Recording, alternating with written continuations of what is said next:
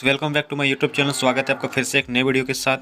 तो बच्चे, अगर अभी चैनल पे पहली बार आए और चैनल को सब्सक्राइब नहीं किए तो प्लीज़ सब चैनल को सब्सक्राइब कर दीजिए और बेल आइकन को दबा दीजिए ताकि हर एक प्रकार के लेटेस्ट वीडियो का नोटिफिकेशन आपके पास पहुंच सके।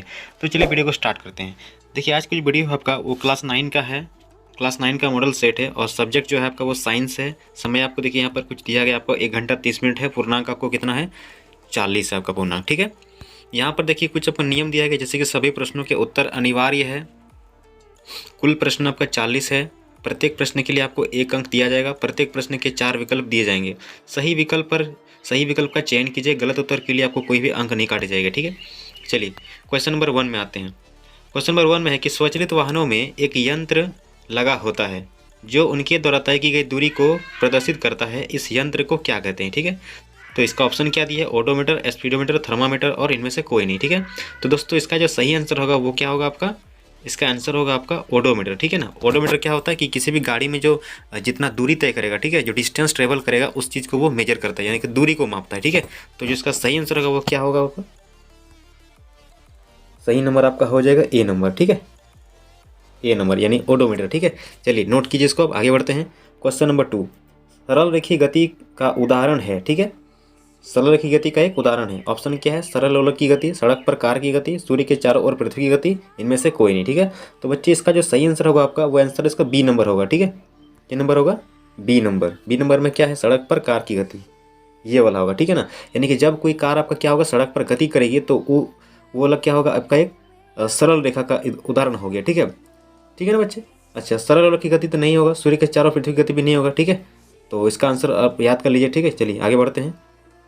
क्वेश्चन नंबर 3 बोला गया कि इकाई समय में निश्चित दिशा में तय की गई दूरी है। ऑप्शन क्या है? चाल, वेग, विस्थापन, त्वरण। ठीक है, तो देखिए इकाई समय में और निश्चित दिशा में तय की गई दूरी को हम लोग वेग कहते हैं। इसका आंसर क्या हो जाएगा? वेग हो जाएगा। ठीक है, तो इसका आंसर होगा आपका वेग यानी कि बी नंबर। ठीक है, इसको भी याद कर लीजिए। ठीक है, चलिए नेक्स्ट क्वेश्चन आते हैं। क्वेश्चन नंबर 4 में है कि एक समान गति का अवस्था में त्वरण होता है। ठीक है, यानी कि कोई वस्तु अगर आपका एक समान गति में है, ठीक है, एक समान गति में है तो उसका त्वरण क्या होगा? ऑप्शन क्या है? शून्य है, धनात्मक, ऋणात्मक, इनमें से कोई नहीं। ठीक है, तो देखिए अगर एक समान गति का मतलब ये होता है कि किसी वस्तु में ना ही स्पीड उसका बढ़ रहा है ना ही घट रहा है। ठीक है, तो जब ऐसा होता है कि स्पीड ना ही बढ़ेगा ना ही घटेगा तो उस कंडीशन में जो आपका एक्सेलरेशन होगा यानी जो त्वरण होगा वो क्या होगा आपका? 0 होगा। ठीक है, देयरफॉर इसका आंसर क्या होगा आपका? ए नंबर, शून्य। ठीक है, चलिए इसको भी नोट कीजिए। आगे बढ़ते हैं। क्वेश्चन नंबर 5 नंबर में है कि संवेग कैसी राशि है? संवेग, ठीक है, संवेग यानी कि मोमेंटम कैसी राशि है? ऑप्शन है सदिश राशि, अदिश, सदिश और अदिश दोनों, इनमें से कोई नहीं। ठीक है, तो जो इसका सही आंसर है वो क्या है आपका? अदिश राशि है, बी नंबर होगा। ठीक है, संवेग क्या है? एक अदिश राशि है। ठीक है, देखिए संवेग को लिखते हैं हम लोग पी से। पी माने संवेग, इंग्लिश में मोमेंटम, और मोमेंटम इक्वल टू क्या होता है? मास इंटू वेलोसिटी, पी बराबर एम वी, ये इसका फॉर्मूला होता है। और ये क्या है? एक सदिश राशि है। ठीक है, चलिए नोट कीजिए इसको। आगे बढ़ते हैं।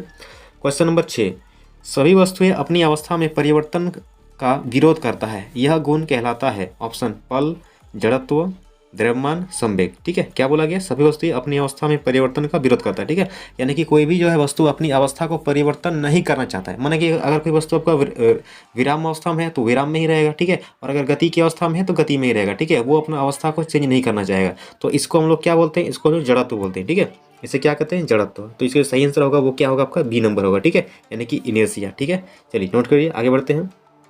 संवेग का एसआई मात्रक होता है। ठीक है, तो संवेग का एसआई मात्रक क्या होता है? ठीक है, ऑप्शन क्या है आपका? फर्स्ट में है केजी मीटर पर सेकंड, दूसरा में है KG metre second square, third में है न्यूटन, और 4 में है आपका क्या? मीटर पर सेकंड। ठीक है, तो जो इसका सही आंसर होगा वो आपका हो जाएगा ए नंबर। ठीक है, केजी मीटर पर सेकंड। नोट कीजिए इसको आप, ए नंबर हो जाएगा केजी मीटर पर सेकंड। कैसे होगा? देखिए संवेग पी बराबर क्या हो जाएगा? एम भी। यहाँ पर देखिए एम यानी कि क्या हो गया? केजी, और भी यानी कि आपका हो गया मीटर पर सेकेंड। तो इसीलिए आपका संवेग का जो मात्रक हो गया वो क्या हो गया? केजी मीटर पर सेकेंड। ठीक है, चलिए नोट कीजिए। आगे बढ़ते हैं। क्वेश्चन नंबर 8 यदि दो वस्तु ए और बी का द्रव्यमान 6 kg और 34 kg है तो बताइए कि ए का जड़त्व बी से अधिक होगा या बी का जड़त्व ए से अधिक होगा, या दोनों का जड़त्व बराबर होगा, या ए तथा बी का जड़त्व शून्य होगा। ठीक है, तो यहाँ पर देखिए मैं एक चीज़ बता दूं आपको कि जड़त्व क्या, देखिए किसी वस्तु का द्रव्यमान जितना ज़्यादा होगा जड़त्व उतना ही अधिक होगा। ठीक है, और जितना द्रव्यमान कम होगा आपका जड़त्व उतना ही कम होगा। तो यहाँ पर देख सकते हैं कि जो आपका बी जो बी वाला वस्तु है, ठीक है ना, ये वस्तु बी का जो द्रव्यमान है वो अधिक है, यानी कि वो ज़्यादा है, तो देयरफॉर जो बी का जो आपका जड़त्व होगा वो अधिक होगा, ठीक है। तो बी का जड़त्व ए से अधिक होगा, ये वाला आपका ऑप्शन नंबर आपका बी हो जाएगा, ठीक है। चलिए नोट कीजिए, आगे बढ़ते हैं। क्वेश्चन नंबर 9 नंबर में है कि न्यूटन का कौन सा गति नियम है, कौन सा गति नियम है गति का वास्तविक नियम है, ठीक है। तो न्यूटन का कौन सा गति नियम है गति का आपका वास्तविक नियम है, ठीक है। तो ये इसका आंसर आपको जो सही आंसर होगा, तो इसका आंसर जो होगा वो आपका बी नंबर होगा, ठीक है। यानी कि न्यूटन का जो वास्तविक गति नियम है वो आपका दूसरा नियम होता है, ठीक है। कारण ये है कि देखिए न्यूटन का जो पहला गति नियम है उसमें क्या होता है कि कोई वस्तु का विराम में रहेगा तो विराम में ही रहेगा, और अगर गति की अवस्था में रहेगा तो गति में ही रहेगा, ठीक है। वो यानी कि उसमें कोई हम बाहरी बल जब तक नहीं लगाएंगे तब तक अपनी अवस्था को परिवर्तन नहीं करेगा, ठीक है। यानी कि किसी न किसी तरह से क्या है उसमें भी बल की उसमें जो है जरूरत पड़ रहा है, ठीक है, बल। और दूसरा नियम में क्या है कि किसी वस्तु में हम जितना बल लगाएंगे उतना ज़्यादा संवेग उत्पन्न होगा, ठीक है। और थर्ड नियम में क्या बोला गया है कि प्रत्येक क्रिया के बराबर और विपरीत में क्या होगा, एक प्रतिक्रिया होगा, ठीक है।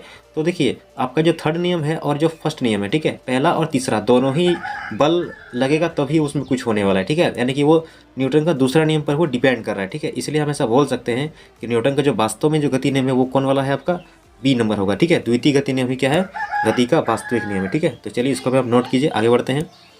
क्वेश्चन नंबर 10, पृथ्वी के गुरुत्वीय त्वरण यानी कि जी का मान कितना हो, जी का मात्रक क्या होता है। ऑप्शन है मीटर पर सेकेंड स्क्वायर, न्यूटन और केजी मीटर पर सेकेंड, ठीक है। तो देखिए गुरुत्वीय त्वरण यानी कि जी, देखिए जी भी क्या एक प्रकार का आपका त्वरण है, तो त्वरण का मात्रक क्या होता है आपका मीटर पर सेकेंड स्क्वायर, देयरफॉर आपका इसका भी मात्रक क्या होगा मीटर पर सेकेंड स्क्वायर। तो इसका सही आंसर क्या हो गया आपका बी नंबर, मीटर पर सेकेंड स्क्वायर, ठीक है। चलिए नोट कीजिए, आगे बढ़ते हैं। क्वेश्चन नंबर 11, पृथ्वी सूर्य के चारों ओर चक्कर लगाती है, यह किस बल के कारण होता है, ठीक है। तो देखिए पृथ्वी जो आपका चक्कर लगाती है सूर्य के चारों तरफ, वो आपका गुरुत्वाकर्षण बल के कारण चक्कर लगाती है। किस कारण से चक्कर लगाती है, गुरुत्वाकर्षण बल, ठीक है। याद कर लीजिए इसको आप, ठीक है, फिर गुरुत्वाकर्षण बल होगा इसका आंसर, ठीक है। चलिए आगे बढ़ते हैं। क्वेश्चन नंबर 12 में बोला गया कि सार्वत्रिक गुरुत्वीय स्थिरांक यानी कि जी का एसआई मात्रक क्या होता है, ठीक है। ऑप्शन क्या है, मीटर पर सेकंड, केजी मीटर पर सेकंड, न्यूटन मीटर स्क्वायर पर केजी स्क्वायर या जूल, ठीक है। तो बच्चे इसका जो सही आंसर होगा वो आपका हो जाएगा C number, newton metre square पर केजी स्क्वायर, ठीक है ना। कैसे होता है देखिए यहाँ पर एक देखिए गुरुत्वाकर्षण का एक यहाँ पर जो फोर्स होता है, ठीक है, उसका एक फॉर्मूला होता है जी F equal to G M या M1 इंटू M2, ठीक है, बाय आर स्क्वायर, या कहीं कहीं पर डी स्क्वायर भी होता है, ठीक है। तो अगर यहाँ से हम जी निकालेंगे, ठीक है, अगर यहाँ से हम जी का मान निकालेंगे तो जी बराबर क्या होगा, यह क्रॉस करेंगे तो क्या आएगा, F R square by M1 M2, इस तरह से होगा ना। यानी कि जी बराबर जो आपको आएगा वो क्या होगा, जी बराबर F R square by M1 M2, ठीक है। अब देखिए एफ यानी कि न्यूटन, ठीक है ना, न्यूटन आया इसका यहाँ पर, और ये क्या हो गया आर यानी कि डिस्टेंस यानी कि मीटर का स्क्वायर, ठीक है। तो हो गया न्यूटन मीटर स्क्वायर। अच्छा नीचे क्या है M1 इंटू M2, माने दोनों क्या है द्रव्यमान है, तो द्रव्यमान को मात्रक क्या होगा आपका केजी होगा, केजी दो बार होगा इस तरह से, यानी कि ये क्या होगा केजी का स्क्वायर, ठीक है, इस तरह से केजी का स्क्वायर हो जाएगा। या इसी को अगर हम इस तरह से लिख सकते हैं न्यूटन मीटर स्क्वायर पर केजी स्क्वायर, ठीक है। नोट कीजिए इसको भी, देयरफॉर इसका आंसर क्या हो गया आपका सी नंबर हो गया, ठीक है। चलिए आगे बढ़ते हैं। क्वेश्चन नंबर 13 नंबर, यदि दो वस्तु के बीच की दूरी को आधा कर दिया जाए तो उनके बीच गुरुत्वाकर्षण बल किस प्रकार बदलेगा, ठीक है। देखिए तो सबसे पहले यहाँ पर गुरुत्वाकर्षण बल जो है ना किस तरह से डिपेंड करता है, देखिए इस तरह से होता है इसका गुरुत्वाकर्षण बल यानी कि आपका F होता है, ठीक है। तो F बराबर फॉर्मूला होता है GM1 M2 bye are square, ठीक है। तो देखिए आपका जो दूरी है, ठीक है, ये आर माना क्या होता है दूरी होता है, तो ये जो है ना ये क्या होता है, ये बल का क्या हो रहा है, ये देखिए ये इसका नीचे है और ये स्क्वायर में है यानी कि वर्ग में है। इसका मतलब ये हुआ कि ये उल्टा है, इसका रेसिप्रोकल है, स्क्वायर, ठीक है, व्युत्क्रमानुपाती है प्लस वर्ग है, वर्ग का व्युत्क्रमानुपाती होता है। माने इसको अगर हम दोगुना करेंगे तो ये क्या होगा, ये 1/4 हो जाएगा बल, ठीक है। और इसको अगर 1/2 करेंगे तो ये क्या होगा, ये आपका 4 गुना हो जाएगा, ठीक है। क्वेश्चन में क्या पूछा गया था कि आपका दूरी को आधा करेंगे, ठीक है। तो दूरी को अगर आधा करेंगे, देखिए दूरी को आधा कर रहे हैं इस तरह से, देखिए दूरी हो गया आपका 1/2, मान लीजिए इसको आधा करेंगे तो इसको डबल करेंगे तो कितना हो गया 1/4 होगा, और ये इसका उल्टा होता है ना, यानी कि 1/4 को उल्टा करेंगे तो क्या आएगा 4 आएगा, यानी कि आपका 4 गुना हो जाएगा, ठीक है। दूरी को हम कम करेंगे तो क्या होगा 4 गुना होगा, ठीक है। तो इसका आंसर आपका सही आंसर कौन सा हो जाएगा आपका 4 गुना है, यानी कि एक मिनट इसका आंसर जो आपका होगा वो ए नंबर होगा, ठीक है। 4 गुना क्या होगा, बढ़ जाएगा, ठीक है। देखिए इसको याद कर लीजिए, दूरी, देखिए गुरुत्वाकर्षण बल में क्या होता है ना कि दूरी जितना आपका सामने रहेगा बल उतना ही बढ़ेगा, ज़्यादा होगा, ठीक है। और दूरी जितना ज़्यादा होगा उतना ही बल कम होगा, ठीक है। जैसे मान लीजिए कोई वस्तु है आपका, ठीक है, वो पृथ्वी की सतह के जितना ऊपर रहेगा उतना ही उसमें गुरुत्वाकर्षण बल कम लगता है, वो धीरे धीरे धीरे गिरेगा, ठीक है। और एकदम जो गुरुत्वाकर्षण बल के बाहर चला जाएगा तो उसमें कोई बल नहीं लगेगा, ठीक है। लेकिन जैसे जैसे पृथ्वी की सतह के सामने आते रहेगा, ठीक है, तो उसमें जो बल होगा वो अधिक होने लगता है, ठीक है ना। चलिए नोट कर लीजिए इसको भी, आगे बढ़ते हैं। क्वेश्चन नंबर 14 नंबर में है कि द्रव्यमान का मान सभी जगह होता है, ठीक है। कैसा होता है, समान, असमान, परिवर्तनशील या इनमें से कोई नहीं, ठीक है। तो देखिए द्रव्यमान का जो मान होता है वो क्या होता है, हर जगह समान होता है। द्रव्यमान का मान कभी बदलता नहीं है, ठीक है। भार का मान बदल सकता है लेकिन द्रव्यमान का मान बदलता नहीं है, ठीक है। ये हमेशा क्या होता है, कांस्टेंट होता है, ठीक है। द्रव्यमान का मतलब क्या होता है कि कोई भी वस्तु जो है ना वो कितने कणों से बना होता है, ठीक है। तो ये देखिए वस्तु को आप कहीं भी लेके जाइएगा तो उसमें जितना कण पार्टिकल आपका उतना ही रहेगा, ठीक है ना। उसमें जो भार की मात्रा कम बेसी होता है, क्योंकि इसमें देखिए भार आपका डिपेंड करता है उसमें गुरुत्वाकर्षण बल के कारण। तो द्रव्यमान में आपको कोई भी बल की जरूरत नहीं पड़ेगा, ठीक है। देयरफॉर इसका आंसर क्या हो गया आपका, समान होता है सभी जगह पे, ठीक है। चलिए नोट कीजिए इसको भी। चलिए बहुत बढ़िया, थैंक यू। वीडियो आपको अच्छा लगा तो बहुत बढ़िया, ठीक है। अब इतना ही बात करेंगे इस वीडियो में, बाकी इसके बाद का जो क्वेश्चन है हम उसको पार्ट 2 में बना देंगे, ठीक है ना। इसमें आपका सिर्फ एक फिजिक्स का क्वेश्चन है और उसका पार्ट 2 जो बनाएंगे उसमें हम केमिस्ट्री का बनाएंगे, ठीक है। फिर ऐसे ही पार्ट 3 बनाएंगे जिसमें से आपका बायोलॉजी रहेगा, ठीक है ना। सेट 1 का भी वीडियो हम ऐसे ही बनाए थे, ठीक है। अगर आप उसको नहीं देखें तो उसको जाकर देख लीजिएगा, लिंक जो है आपको डिस्क्रिप्शन में मिल जाएगा, ठीक है। तो चलिए thank you, best of luck.